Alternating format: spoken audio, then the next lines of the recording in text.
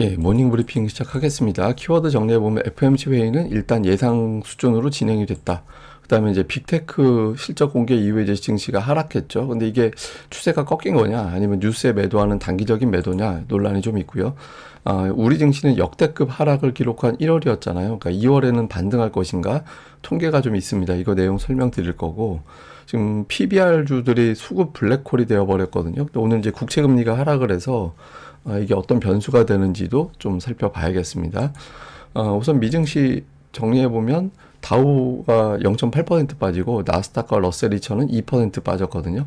3월에 금리 인하 없다. 빅테크 주들의 실적 부진, 실적 우려 이런 것들이 이제 증시를 끌어내리는 결정적인 역할을 했고요. 이 내용들을 좀 하나하나 보면 우선 FOMC 회의가 제일 중요했죠. 근데 자잘하게 막 이런저런 얘기 많은데 제가 심플하게 간단하게 네 가지 키워드로 정리해봤습니다.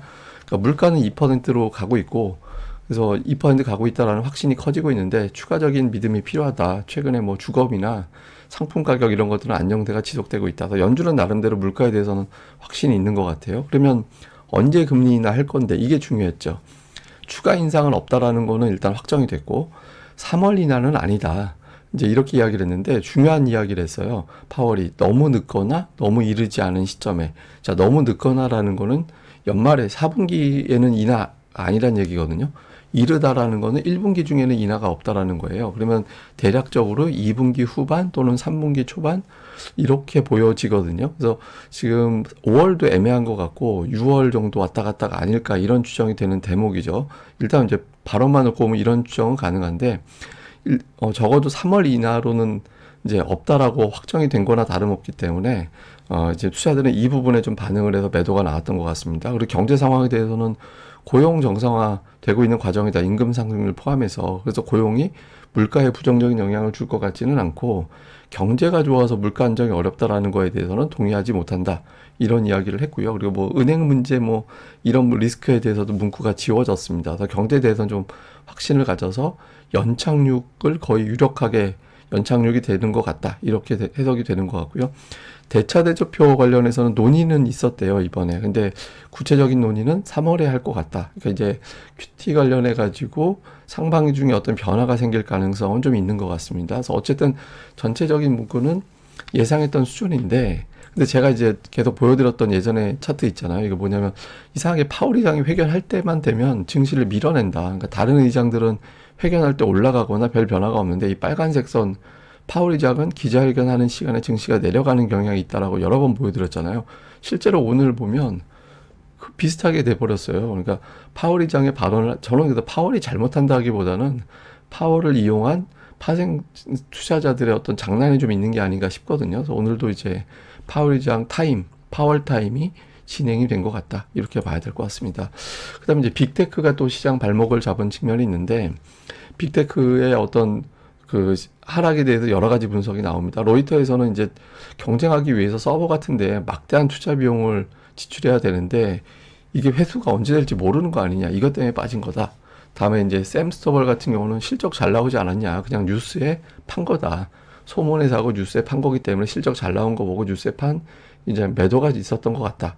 그다음에 길 로리아라는 사람은 주가가 더 오르기 위해서는 성장을 입증해야 된다. 그렇게 이제 숫자를 좀 보여줘야 AI 쪽에서 어느 정도 성과가 있다라는 걸 보여줘야지만 주가가 올라갈 수 있을 것 같다. 이런 주장을 했고요.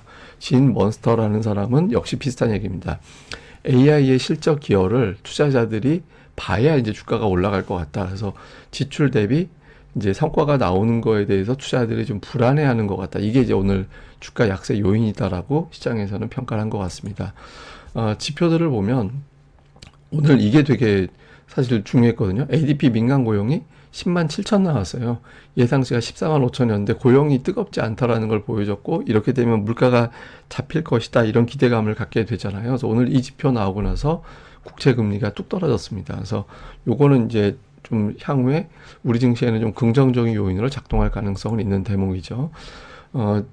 종목하고 지표 같이 보면 빅테크 오늘 구글이 엄청나게 빠지면서 알파벳이 엄청나게 빠지면서 증시를 끌어내렸죠. 근데 추가적으로 하락하는 거는 제한적일 것 같아요. 대략적으로 51선, 그러니까 저 201선까지는 좀 무리인 것 같고 51선 전후에서 일단 방어막을 만들 가능성은 있어 보이거든요. 그래서 일단 이제 좀 하루 낙폭이 좀 유난하게 컸고요. 이거 보시면 뭐 하루 낙폭 유난하게 크고 나면 알파벳은 또 올라가는 경향이 좀 있잖아요.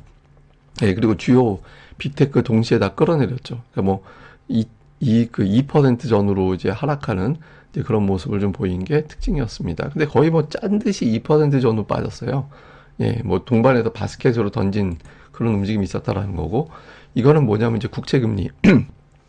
금리인데 금리는 두 단으로 하락했습니다. 일단 고용지표, 그 다음에 이제 금리 어쨌든 내리긴 하는구나.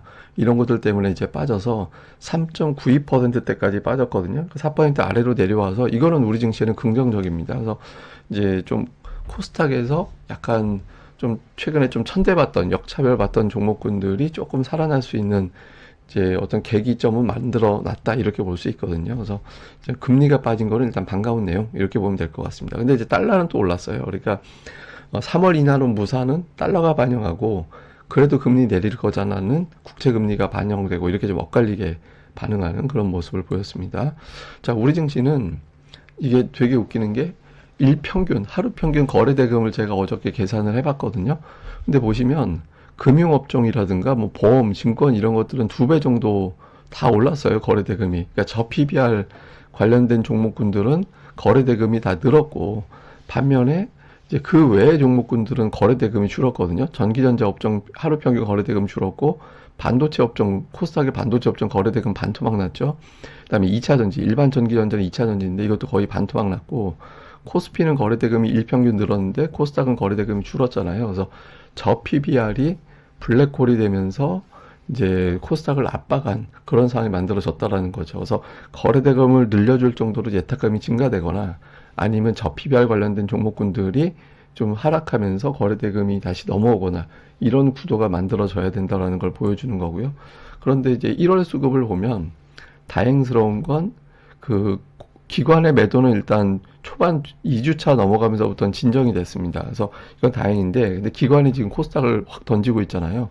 이게 이제 저 PBR주로 넘어가느라고 기관들이 매도를 하는 모습이 잡힌 거거든요. 그래서 기관 투자자들이 너무 좀 투기적으로 움직이고 있다. 그러니까 이런 측면도 일부 좀 있는 것 같고요. 그다음에 이제 외국인들은 선물하고 현물이 중요한데 일단 현물은 계속 사고 있었고 선물도 이제 매도를 쭉 하다가 이제 매도가 20일경 넘어가면서부터는 진정이 됐거든요. 그래서 조금 시장이 연속적으로 막 쭉쭉 빠지고 그러기보다는 이제 반등 시도도 좀 할 수 있고 대형주들도 좀 순환매 돌 수 있을 정도의 환경은 만들어준 것 같은데 환경은 괜찮아졌어요. 금리도 빠졌고 근데 이제 저 PBR 쏠림 현상이 어떻게 완화가 되는지가 지금으로서는 되게 중요한 대목이 됐다. 이렇게 보면 될 것 같습니다. 자, 시장 정리하면 코스닥 거래 대금이 줄고 있습니다. 저 PBR로 넘어갔다라는 의미라서 이게 다시 증가되는 모습이 나와줘야 되거든요. 이게 나오는지 그리고 이제 기관이 코스닥을 되게 열심히 팔고 있잖아요. 예, 그러니까 그리고 저 PBR주 쪽으로 좀 들어가는 경향이 좀 있고 그래서 이거 같이 묶어가지고 기관의 코스닥 매도 진정, 코스닥 거래 대금 증가 이 부분이 2월에 나타나는지 볼 필요가 있고 그러니까 저 PBR주가 좀 강력한 테마가 돼버렸거든요. 그러니까 가치 투자 관점이 아니라 테마로 올라가는 측면이 있는데 금리가 빠졌다라는 게 변수가 됐거든요. 그래서 오늘 금리가 빠진 상황에서도 PBR 주들이 그대로 움직임이 나올 수 있을 거냐. 다음에 이제 마지막으로는 코스닥이 과매도로 내려왔거든요. 예, 지금 이제 어제 날짜부터 과매도고 오늘 잠깐 위로 올라가긴 하지만 내일과 다음 주 초까지도 코스닥은 과매도권에 머물게 됩니다. 그래서 여기서 탈출하려면 대장주가 나와야 돼요. 그러니까 지금 저 PBR이 코스닥에 없잖아요. 그러니까 코스닥에서 예를 들어서 뭐 2차 전지도 좋고 반도체도 좋고 제약바이오도 좋고 그러니까 이런 것 중에서 대장주가 나와서 코스닥을 탈출시켜주는 그런 역할을 하는 종목이 나와줘야 됩니다. 오늘 반도체, 제약, 2차 전지 중에서 뭐 게임도 포함을 시키고 그래서 게임은 영향력이 크지 않은 거라서 이 빅3에서 뭔가 좀 멱살 잡아주는 종목이 등장하는지 되게 중요하다 이렇게 보면 될 것 같습니다. 예, 그리고 이제 1월부터 4월까지의 코스닥의 데이터를 좀 봤더니 1월에는 뭐 55% 확률인데 2월은 그냥 그랬어요. 오르는 확률 반, 내리는 확률 반반이었거든요. 그래서 딱히 그렇게 경향성 없고 이제 봄으로 가면 또 시장은 좋아집니다. 코스피 같은 경우는 1월에 55% 확률 상승할 확률이 2월에는 60%, 3, 4월에는 80, 70% 높아지게 되는데 좀 특징적인 건 있습니다. 그러니까 1월은 코스닥은 1월에 하락한 4번 중에서 3번은 2월에도 하락을 했어요. 근데 코스피는 1월에 하락하면 2월에는 올라가는 확률적으로 보면 이제 그런 경향성이 좀 있었거든요. 근데 이제 코스닥이 근데 올라갔을 때 한 번이 되게 심하게 빠질 때는 2월에 또 반등하기도 했거든요. 그래서 또 엇갈리는 통계들이 있어서 일단 이제 초반에 어떤 구도를 좀 봐야지만 좀 판단이 될 것 같습니다. 그래서 요거는 이제 관련해서 제가 더 세부적인 데이터는 향후에 이제 계속해서 내용을 정리해서 보여드리도록 하겠습니다. 예, 그리고 오늘은 제가 오후 방송이 평소보다 조금 늦게 올려질 겁니다. 그래서 제가 이제 미국 뭐 빅테크 또 다른 기업들의 실적이라든가 이런 것들을 이제 다루질 못했는데 오후 방송에는 그걸 포함을 해서 이제 다뤄드릴 거고요. 그리고 조금 더 평소보다는 좀 늦게 진행이 될 예정이니까 이제 구독하기와 좋아요는 물론이고 알림 설정까지 해두시면 아마 한두 시간 정도 늦게 올려질 것 같아요. 시간상 제가 예상하기에는 이제 그거 좀 예상을 하고 들어주시면 좋을 것 같습니다. 예, 감사합니다. 저는 또 다음에 뵙겠습니다. 이 방송 구독하기, 좋아요 꼭 부탁드립니다. 감사합니다.